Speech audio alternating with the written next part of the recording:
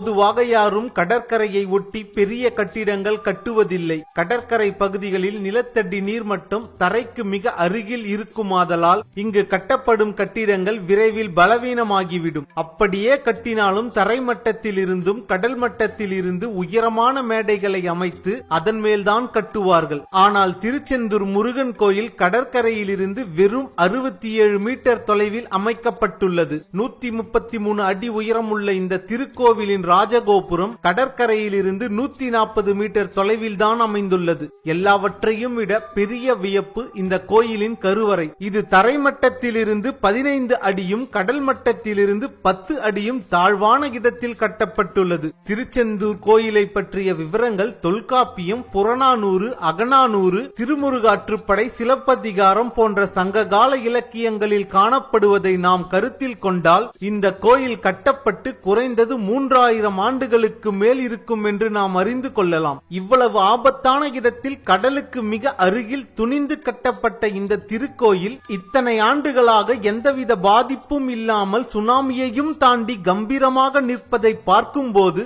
நமது முன்னோர்களின் கட்டிடக்கலையும் அறிவியல் திறமையும் கடவுள் மேல் அவர்களுக்கு இருந்த நம்பிக்கையும் நம்மை வியப்பில் மூழ்கடித்து விடுகிறது. இதுபோல மேலும் அறிவியல் சார்ந்த தமிழர்களின் திறமையை தெரிந்து கொள்ள பயோஸ்கோப் சேனலை சப்ஸ்கிரைப் செய்யுங்கள். நன்றி.